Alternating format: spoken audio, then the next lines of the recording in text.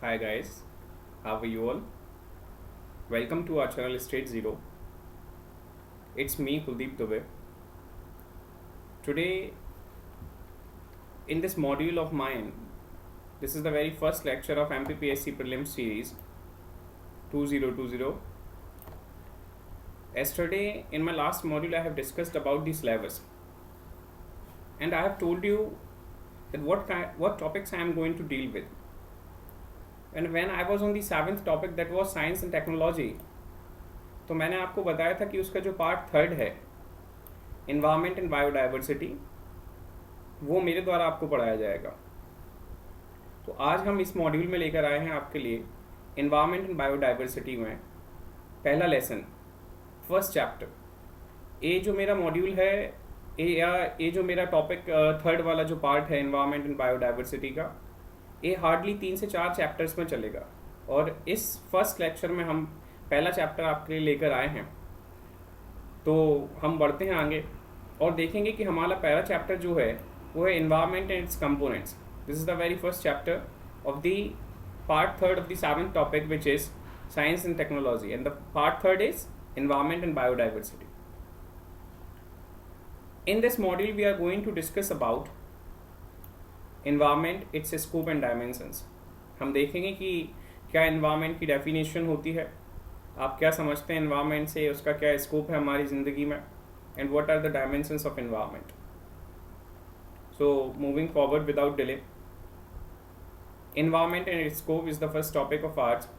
आप सबने बचपन से एक छोटी सी डेफिनेशन जो हम 6-7 क्लास से पढ़ते चले आते हैं इन्वायरमेंट की, वह है the place, people, things and nature that surrounds any living organism is called environment. मतलब कोई भी, चाहे वो प्लेस हो, चाहे व्यक्ति हो, चाहे नेचर हो, जब वह किसी भी लिविंग ऑर्गेनिज्म को सराउंड करता है तो वह सब कुछ क्या हो जाता है, सब कुछ इन्वायरमेंट कहलाता है।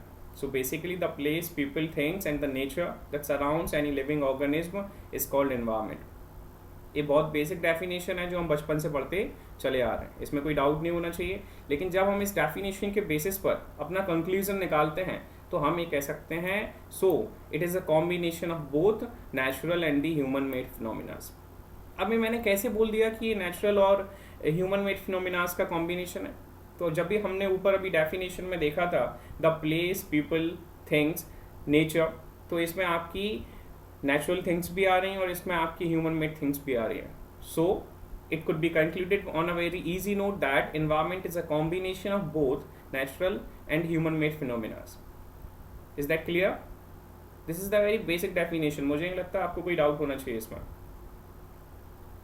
हम आगे बढ़ते हैं और मैं आपको बताऊं कि हमारा जो एनवायरनमेंट का ओरिजिन हुआ है, word environment has been originated from a French word that is environner. और इस इन्वायरनर का जो मतलब होता है वह होता है neighbourhood.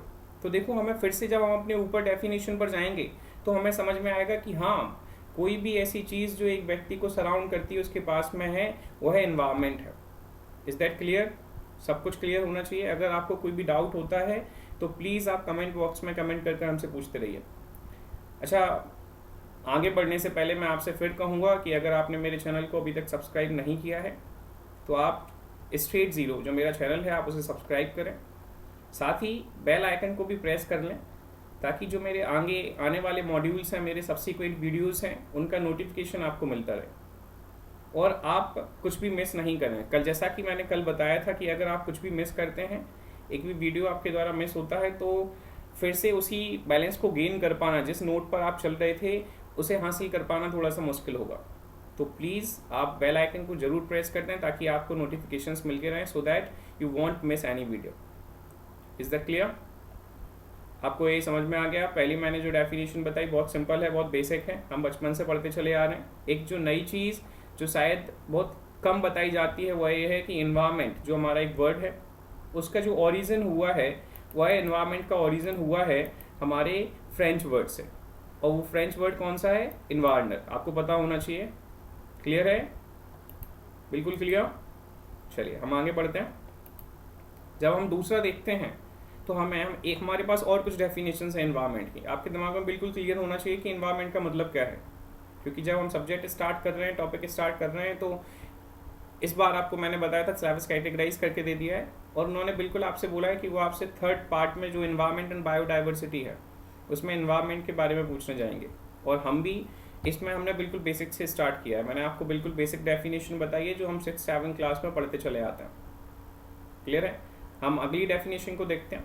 Environment is our support system, बिल्कुल कह सकते हैं हम, क्योंकि कोई भी व्यक्ति को या किसी भी लिविंग ऑर्गेनिज्म को जब कोई चीज़ सराउंड कर रही है तो डेफिनेटली उनका एक इंटरेक्शन आपस में हो रहा होगा। जब उसके कोई चीज़ पास में है तो वो उसे सर्विसेज प्रोवाइड कर रही होगी, उस पर उसकी डिपेंडेंसी होगी।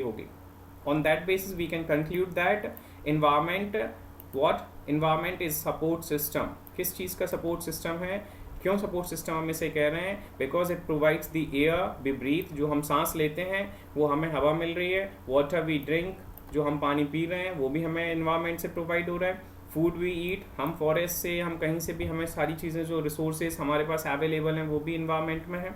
And the land we live, जहाँ पर हम रह रहे हैं, each and everything is the part of the environment. Is that clear? तो हम इस वजह से कह सकते हैं कि environment is what? Environment is a support system. समझ में आ रहा है? एक और चीज़ जो हम कंक्लूड कर सकते हैं वो यही है कि एवरीथिंग दैट सराउंड और affect N organism during its life time, किसी भी ऑर्गेनिज्म के पूरे जीवन पर्यंत में, उसके पूरी लाइफ स्पैन में जो चीज़ उसे अफेक्ट करती हैं, जो चीज़ उसे सराउंड करती हैं, वो सारी चीज़ें कलेक्टिवली क्या कहलाती हैं? वह सारी चीज़ें कलेक्टिवली इन्वायरमेंट कहलाती हैं। Is that clear? So everything that surrounds और affects an organism during its life time is collectively known as environment. I hope the second definition should also be clear to you. ये भी एक बड़ी basic सी definition है। हम जब standard books की बात करते हैं, जब हम रिफ्रेशर्स की बात करते हैं, बहुत सारी डेफिनेशंस आती हैं। मैंने लास्ट मॉड्यूल में भी बोला था, मैं हमेशा बोलता हूँ, जो स्टूडेंट्स मुझसे पढ़ चुके हैं या पढ़ते हैं उन सबको पता है कि मेरा एक स्ट्रॉन्ग बिलीफ है कि when we are going to start any subject, या when a student is intent to read और study any subject, he should start with the definitions of the subject और with the basic concepts of the subject. तो वही हमने इसमें भी किया है। हमने आपको बिल्कुल बेसिक डेफिनेशन से सारी चीज़ें बताई हैं, और ऐसी डेफिनेशंस लेकर आए हैं जो आपके लिए टफ नहीं होंगी, जो आपको अटर नहीं करनी पड़ेंगी, जो आपको बिल्कुल इजी नोट पर समझ में आएगी। समझ में आ रहा है? चलिए आगे बढ़ते हैं। ये जो डेफिनेशन है, the environment is defined as the sum total of living non living components that influences surrounds an organism. देखिए वही डेफिनेशन हमने दोबारा कह दी है, थोड़ा सा बस स्टैंडर्ड वे में हमने इस चीज़ को बता दिया। What? How environment can be defined? तो यहाँ हमने बोला environment is defined as the sum of total of living non living components. अब हम देखो, मैंने एक नोट पॉइंट में आपको प्रोवाइड करा है कि जो लिविंग कंपोनेंट्स हैं हम उन्हें बायोटिक कंपोनेंट्स के नाम से भी जानते हैं। और इनमें क्या आ जाता है? इनमें हमारे प्लांट्स आ जाते हैं, इनमें हमारे एनिमल्स आ जाते हैं। नॉन लिविंग कंपोनेंट्स में क्या आ रहा है? नॉन लिविंग कंपोनेंट्स को हम बायोटिक कंपोनेंट्स कहते हैं, जिसमें लैंड आ जाता है। तो हम अपनी डेफिनेशन पर फिर से जाते हैं और हम यहाँ देखेंगे the sum total of living and non living components, मतलब चाहे वो आपके बायोटिक कंपोनेंट्स हो, चाहे बायोटिक कंपोनेंट्स हो, चाहे वो आपके प्लांट्स हो, चाहे एनिमल्स हो, चाहे आपका लैंड हो, जब किसी ऑर्गेनिज्म को सराउंड करता है या किसी ऑर्गेनिज्म के पास में पाया जाता है, उसे इन्फ्लुएंस करता है, उसे अफेक्ट करता है, तो वह सब हम कलेक्टिवली क्या कहते हैं? उसे हम कलेक्टिवली इन्वायरमेंट कहते हैं। अच्छा, आपको एक चीज़ और समझ में आ रही होगी कि जब कोई भी लिविंग ऑर्गेनिज्म को कोई चीज़ सराउंड करती है तो वो स्टैटिक नहीं हो सकती, उसका नियमित रूप पर परिवर्तन होता रहता होगा। आप किसी भी चीज़ को देखें, अगर आपके आसपास कोई वाटर बॉडीज पाई जाती हैं, अगर आपके आसपास फॉरेस्ट पाए जाते हैं, तो उनमें लगातार चेंजेस आते रहते हैं। So what we can conclude again? So we can conclude that environment is not static, both living and non living components are in flux. एक ऐसी कंडीशन में होते हैं जहाँ वो लगातार वेरी करते रहते हैं, एंड कीप्स चेंजेस कॉन्टीन्यूसली, और लगातार परिवर्तित होते रहते हैं, लगातार बदलते रहते हैं। क्लियर है? समझ में आ गया मैंने क्या बताया आपको? इसमें मैंने आपको इस स्लाइड में 2 डेफिनेशंस बताई हैं। एनवायरनमेंट को मैंने कंक्लूड करके क्या कहा? एनवायरनमेंट एक हमारा सपोर्ट सिस्टम है। मैं आपको इसलिए डिटेल में पढ़ा रहा हूँ सारी चीज़ें क्योंकि ये प्रीलिम्स के प्रोस्पेक्ट से तो इम्पॉर्टेंट है ही एनवायरनमेंट। साइंस एंड टेक्नोलॉजी को उन्होंने, साइंस का जो पोर्सन है वो मेंस में भी बहुत इंपॉर्टेंट कर दिया है, और इन्वायरमेंट वाला जब आप पेपर 3 देखते हैं तो वह 9th एंड 10th टॉपिक पूरा एक इसी पर बेस्ड है। तो आप प्लीज़ जब इस वीडियो को देख रहे हैं तो वीडियो देखने के साथ साथ आप पेन पेपर लेकर बैठें और स्लाइड्स में से चीज़ों को नोट डाउन करते रहें। ऑल्दो हम आपको PDF फॉर्म में भी चीज़ों को अवेलेबल करवाएंगे, लेकिन अभी आप चीज़ों को जब समझ रहे हैं और जब आप पढ़ रहे हैं, इस वीडियो को देख रहे हैं, तो आपके पास में पेन पेपर होना चाहिए जिससे आप चीज़ों को नोट कर सकें और समझ सकें। चलिए हम आगे बढ़ते हैं। समझ में आ गया होगा, आई थिंक सो। क्लियर है एनवायरनमेंट क्या है? तो एनवायरनमेंट को मैंने बता दिया कि सारी जो भी प्लेस है, पर्सन है, या कोई भी ऐसी चीज़ जो किसी लिविंग ऑर्गेनिज्म को सराउंड करती है, वो एनवायरनमेंट है। या हमारा सपोर्ट सिस्टम भी है। इसे हम एक कलेक्टिवली सम कह सकते हैं किस चीज़ का, लिविंग और नॉन लिविंग कंपोनेंट्स का, जो किसी भी ऑर्गेनिज्म को अफेक्ट करती है। इंपॉर्टेंट पॉइंट ये है कि ये कभी स्टैटिक नहीं होता है और लगातार परिवर्तित होता रहता है। क्लियर है? तो हमने इंपॉर्टेंस देख ली, जो कि हमारा स्कोप था इन्वायरमेंट का, कि क्या स्कोप है ह्यूमन बींग्स की लाइफ में या किसी भी लिविंग ऑर्गेनिज्म की लाइफ में। उसके अलावा हमने एनवायरनमेंट की डेफिनेशन भी देख ली। अब हम जाते हैं कंपोनेंट्स को देखने के लिए कि क्या डायमेंशंस हैं।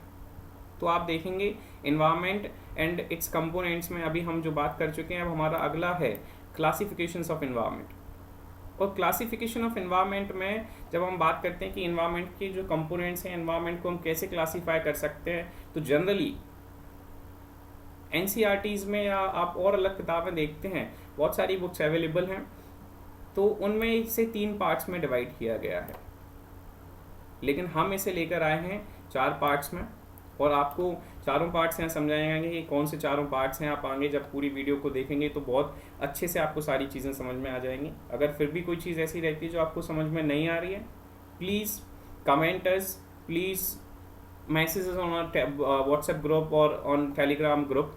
You can also visit our website for the further queries. तो हम इसका पहला देखने जा रहे हैं कि ये जो पहला है हमारा फिजिकल और नेचुरल एनवायरनमेंट। अभी मैं इनको एलैबोरेट करूंगा, डेफिनेशन में समझाऊंगा, लेकिन आप अभी सिर्फ इतना समझ लीजिए कि हमने क्लासिफिकेशन ऑफ एनवायरनमेंट कितने पार्ट्स में कर दिया। तो हमने इसे 4 पार्ट्स में कर दिया। कितने पार्ट्स में कर दिया? 4 पार्ट्स में। कौन कौन से पार्ट्स हैं आप अभी याद कर लें प्लीज़। पहला है फिजिकल और नेचुरल एनवायरनमेंट। फिजिकल एनवायरनमेंट को हम नेचुरल एनवायरनमेंट के नाम से भी जानते हैं। The second one is cultural और human made environment. The second one is cultural or human made environment. Is that clear? And the third one is biological और human environment. तो ये तीनों जो हैं, जो मैंने अभी ऑर्डर से आपको बताया, कि पहला मैंने आपको बताया फिजिकल और नेचुरल एनवायरनमेंट, दूसरा मैंने आपको बताया कल्चरल और human made environment, and the third one is human environment. General तौर पर यही तीनों आपको बुक्स में अवेलेबल मिलते हैं, लेकिन हम एक और जो आपको फोर्थ बता रहे हैं, दैट इज कॉग्निटिव और सब्जेक्टिव एनवायरनमेंट। अभी मैं इनको इलैबोरेट करूंगा, फर्दर आगे देखेंगे, लेकिन अभी हम इनको एक डायग्रामेटिक रिप्रेजेंटेशन के माध्यम से यहाँ समझ लेंगे कि इनमें क्या क्या आता है। तो ये कंपोनेंट्स ऑफ एनवायरनमेंट जो दिया गया है, ये आपको ह्यूमन मेड दिए हुए हैं।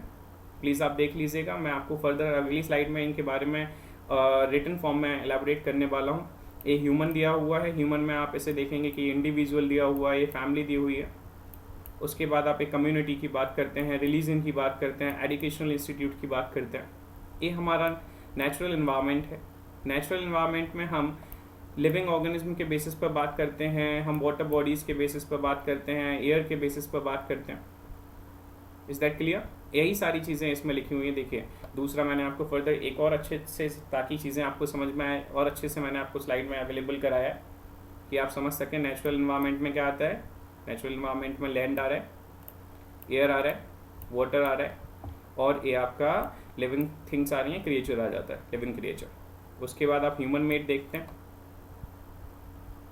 उसमें आप देख लीजिए रोड्स आ रहे हैं, ब्रिजेस आ रहे हैं, फर्दर आपके बिल्डिंग्स आ जाती हैं, आपके मॉन्यूमेंट्स आ जाते हैं, इस तरीके की चीज़ें आपकी इसमें आ जाती हैं। और जो आप लास्ट देखते हैं ह्यूमन इन्वायरमेंट, तो इसमें सबसे पहले इंडिविजुअल से स्टार्टिंग होती है, then it goes to family, then it becomes a community, religion की हम बात करते हैं, हम एजुकेशनल इंस्टीट्यूट्स की बात करते हैं। इस तरीके से हम सारी चीज़ों को देख रहे होते हैं। क्लियर है? समझ में आ गया? मैंने आपको फिर से एक बार सारी चीज़ों को बता दिया कि ये नेचुरल एनवायरनमेंट्स क्या कंप्राइज करता है, तो आप एक बार नोट कर लें प्लीज़।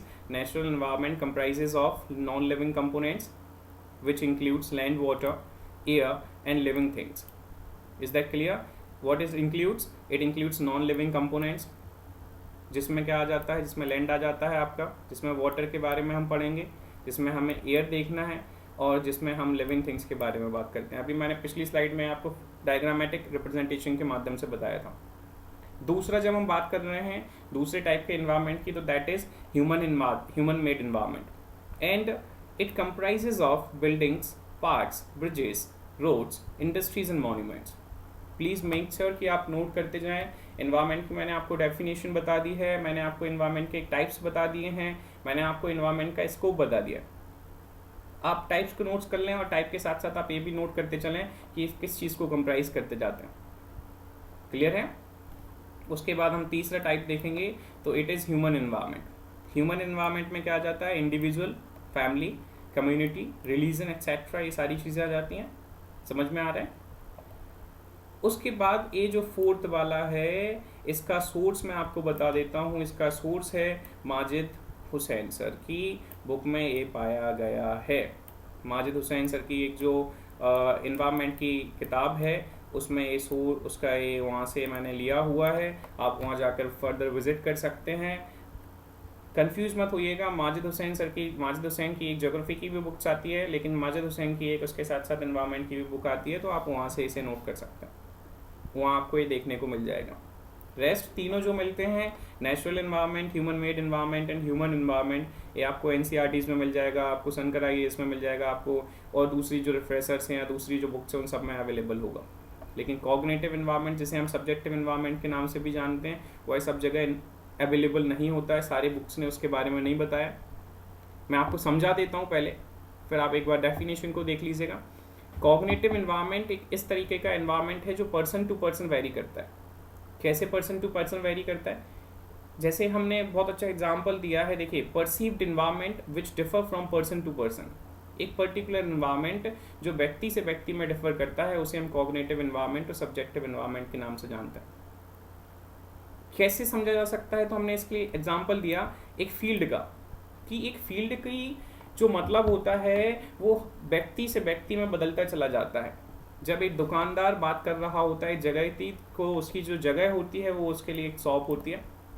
जब फार्मर बात कर रहा होता है फील्ड की, तो उसके लिए फार्म हाउस होता है, या उसका प्लांटेशन फील्ड होता है जहाँ वो खेती कर रहा होता है, एग्रीकल्चर फार्म होता है।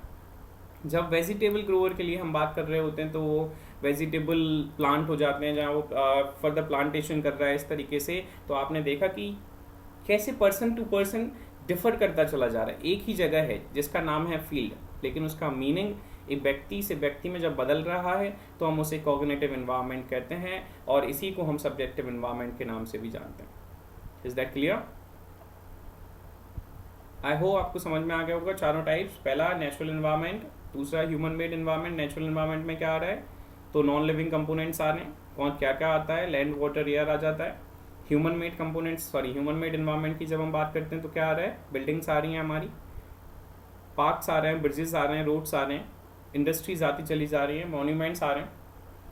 ह्यूमन एनवायरनमेंट की जब हम बात करेंगे तो हमारे ह्यूमन एनवायरनमेंट में इंडिविजुअल्स आ जाते हैं, फैमिली आ रही है, कम्युनिटी आ जाती है, रिलीजन आ जाता है, हम एजुकेशनल इंस्टीट्यूट्स की बात करते हैं इसमें, हम इकोनॉमिकल कंडीशंस की बात करते हैं इसमें। और cognitive environment is a kind of environment where the perceived place or the perceived atmosphere or perceived environment changes from person to person. It have a different meaning from person to person. मैंने आपको example भी दे दिया।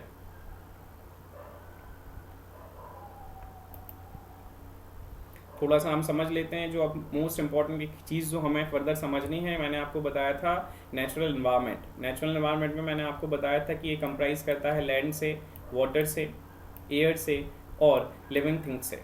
अच्छा, इनकी domain आप सबको पता होगा, आप सबने 6th क्लास से लेके जब एनसीईआरटी से 6th, 7th, 8th, 9th में इन सारी चीज़ों को पढ़ाया जाता है। लैंड का जो डोमेन होता है उसे हम लिथोस्फीयर कहते हैं। इसी तरीके से जो वाटर का डोमेन होता है उसे हम हाइड्रोस्फीयर कहते हैं। On a same note, the domain of domain of air is called as atmosphere, and the domain of living things, और जो लिविंग थिंग्स होती हैं हम उन्हें बायोस्फीयर कहते हैं। हम इनकी फर्दर डेफिनेशंस को देखेंगे आगे की स्लाइड्स में, ताकि आपको पूरा आज का जो मेरा मॉड्यूल है environment and it's components, environment, I hope कि मैंने आपको 3 डेफिनेशंस के माध्यम से बहुत अच्छे से क्लियर करा दिया हो। अगर फिर भी आपको कोई क्वेरीज होती हैं तो आप कमेंट बॉक्स में हमसे पूछ लीजिए। आप हमारी वेबसाइट जो है www.straight0.in, उस पर जाके हमें मेल मैसेज कर सकते हैं डायरेक्ट। आप हमें हमारे व्हाट्सएप ग्रुप पर मैसेज कर सकते हैं, आप हमें हमारे टेलीग्राम ग्रुप पर मैसेज कर सकते हैं।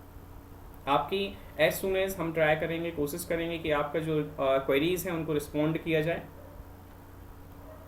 मैंने आपको बता दिया नेचुरल एनवायरनमेंट के बारे में। अब हम देखेंगे कि what do we understand by lithosphere, hydrosphere, atmosphere and biosphere. मैं आपको बता दूं, बहुत बेसिक क्लास चल रही है, बिल्कुल बेसिक से हमने स्टार्ट किया है। और ये बेसिक क्लास इसलिए मैंने स्टार्ट करी है क्योंकि अब MPPSC का जो सिलेबस आया है उसमें मैंने आपको बताया था कल कि उन्होंने environment and biodiversity separate topic दे दिया। तो इन्वायरमेंट में हमें बिल्कुल यही बेसिक चीज़ें पढ़नी है, और स्टूडेंट कई बार गलती कर देता है जब यही चीज़ें आपसे चारों लिथोस्फीयर, हाइड्रोस्फीयर, एटमॉस्फेयर और बायोस्फीयर पूछा जाता है मैच द फॉलोइंग के फॉर्म में, तो हम इसे कई बार गलत कर देते हैं। तो प्लीज़ ऐसी गलती नहीं करना है, ध्यान से देखिएगा। लैंड का जो डोमेन है उसे हम लिथोस्फीयर बोल रहे हैं, वाटर का जो डोमेन है उसे हाइड्रोस्फीयर बोल रहे हैं, एयर का जो डोमेन है उसे हम एटमॉस्फेयर बोल रहे हैं, और जो लिविंग थिंग्स का डोमेन हो जाता है जहाँ तीनों चीज़ों का, इन तीनों का इंट्रैक्शन हो जाता है, तो उसे हम बायोस्फीयर बोलते हैं। हम उसे आगे और अच्छे से समझेंगे। ये देखिए मैंने आपको प्रोवाइड कराया हुआ है डेफिनेशंस, और इसके मैंने आपको लिथोस्फीयर, हाइड्रोस्फीयर, एटमॉस्फेयर के और साथ ही बायोस्फीयर के फीचर्स प्रोवाइड कराए हैं कि आप इनसे क्या समझते हैं, इनका क्या मतलब है और यहाँ किस तरीके के जो फीचर्स पाए जाते हैं। तो हम बात करेंगे लिथोस्फीयर पे। तो हम जब पहला इसका फीचर देखेंगे तो it is a solid crust and hard top layer of earth. मतलब क्या है कि जब यह हमारे अर्थ की है, हमारे पृथ्वी की हार्ड टॉप लेयर है, सबसे ऊपरी सतह है, जिसे हम क्रस्ट के नाम से जानते हैं। जब आपने अर्थ का इंटीरियर स्ट्रक्चर पढ़ा होगा तो वहाँ ज्योग्राफी में तो आपको बताया गया होगा कि क्रस्ट पाया जाता है सबसे पहले, देन मेंटल, देन कोर। तो जो क्रस्ट वाला जो सॉलिड फॉर्म है उसी को हम लिथोस्फीयर बोलते हैं। अच्छा, इसका जो शेप होता है वो एक सिमिलर, उसमें इसका स्ट्रक्चर नहीं होता है, बदलता रहता है, कहीं उठाव है, कहीं गिराव है, प्लेन्स हैं, माउंटेन्स हैं, इस तरीके से इसका स्ट्रक्चर रहता है लिथोस्फीयर का। It made ups of minerals covered with thin layer of soil. आपको सारी चीज़ें, फीचर्स पता होने चाहिए। कई बार ये फीचर्स पूछ ले जाते हैं आपसे पूछ लेगा कि बताइए लिथोस्फीयर के जो फीचर्स हैं, और आपको बिल्कुल पता होगा कि it is the hard top layer of the earth, but that hard top layer of the earth is called as solid crust. Please keep remember that. So basically it's a domain of land. मैंने आपको पहले ही बताया था पिछली slide में कि यह क्या है, यह हमारा लैंड का डोमेन है। Provides us forest, grassland. अब जब हमें फॉरेस्ट और ग्रासलैंड को प्रोवाइड कर रहा है तो हम इसे कंसीडर कर सकते हैं अ सोर्स ऑफ मिनरल्स। बहुत सारे मिनरल्स, बहुत सारे रिसोर्सेज हमें लिथोस्फीयर से अवेलेबल होते हैं। I hope every point is very clear to all of you. Each and every point is very clear to all of you. And it should be. Please don't utter the things. Please try to make understood those things. अगर नहीं आती हैं तो आप बार बार मुझसे पूछ लीजिएगा। I will explain you 100 times, but please make sure you don't have to utter those. You have to just you can understood those things.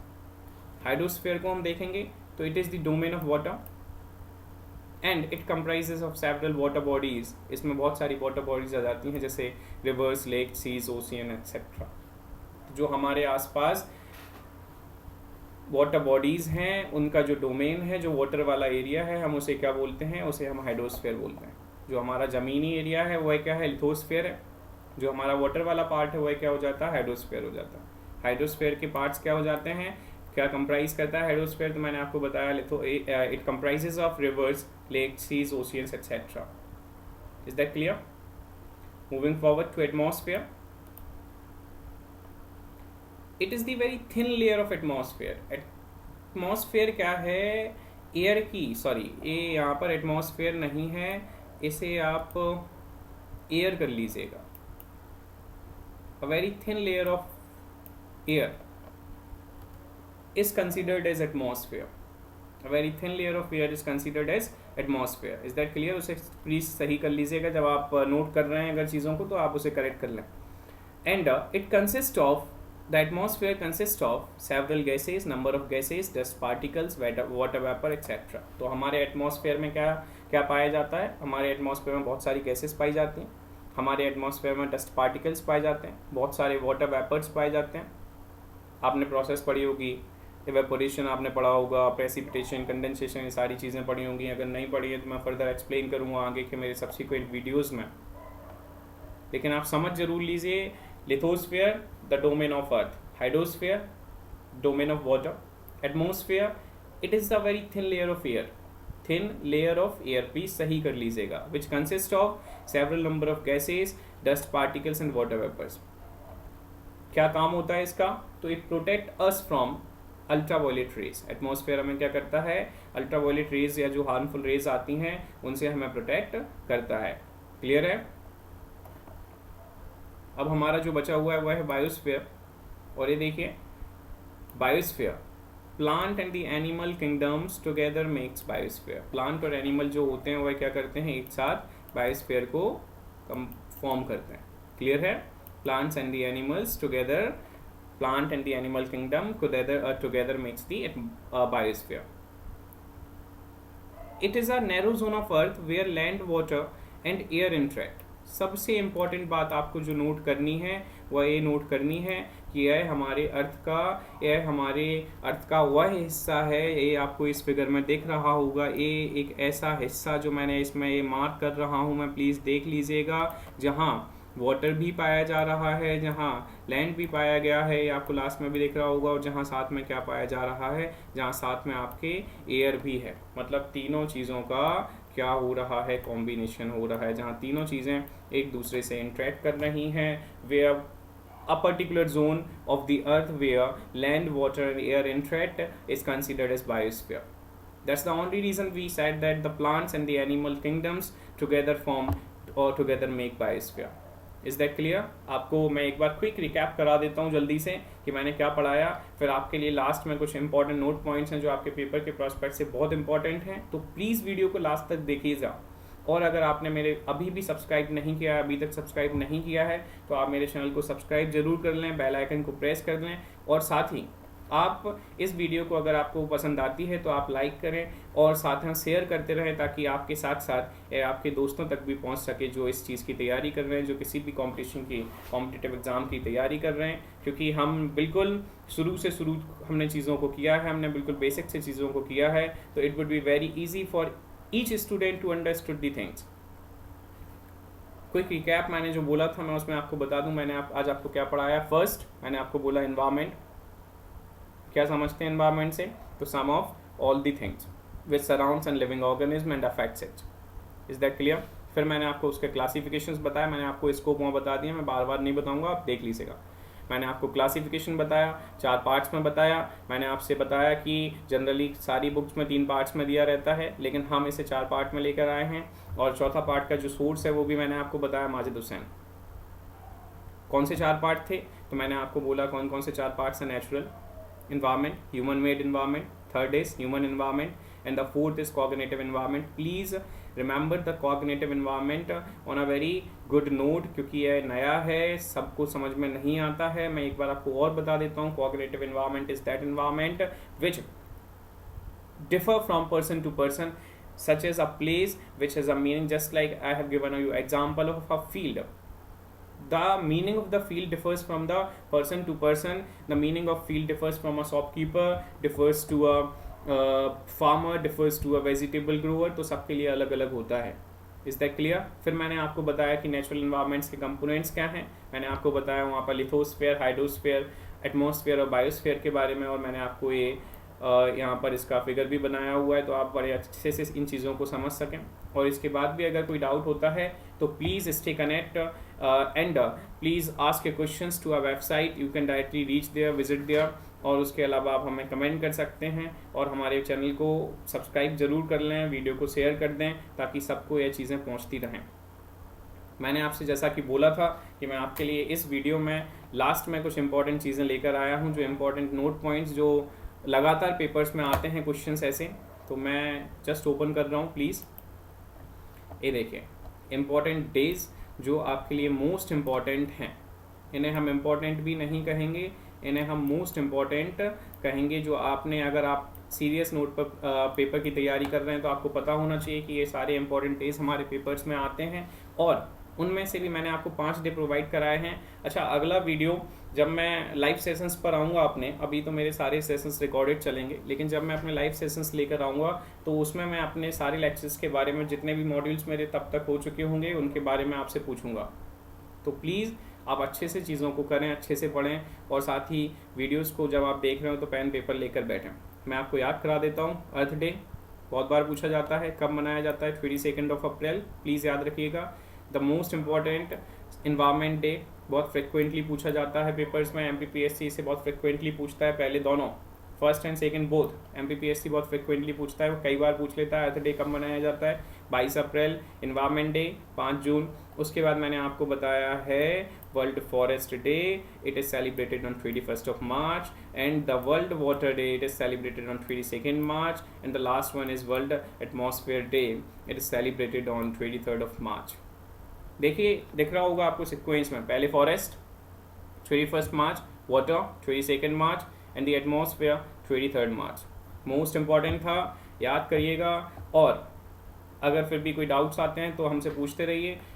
जैसे ही मेरा ये इन्वायरमेंट एंड बायोडाइवर्सिटी का टॉपिक कंप्लीट होता है, 7th टॉपिक जो science and technology था उसका जो साइंस वाला पार्ट है इन्वायरमेंट वाला, इन्वायरमेंट एंड बायोडाइवर्सिटी, जैसे ये कंप्लीट होगा, मैं इसके ही कंप्लीट होने के बाद आपसे एक टेस्ट फॉर्म में आपको कुछ क्वेश्चंस प्रोवाइड कराऊंगा जो पिछले साल या पिछले पेपर्स में आए हुए हैं, और उसमें एक particular with in a time period के साथ हम उसे सॉल्व करेंगे, और मैं कोशिश करूंगा कि मैं उसे लाइव सेशंस में लेकर आऊँ। इसी तरीके से जैसे मेरे सारे टॉपिक्स कंप्लीट होते जाएंगे, मैं हर टॉपिक के बाद आपके साथ एक टेस्ट कंडक्ट करूंगा जो लाइव होगा। Please visit our site www.state0.in for further queries. For any kind of queries you can visit there too for the courses. Our courses are available. तो आप वहाँ जाकर इन्फॉर्मेशन ले सकते हैं सारी चीज़ों की।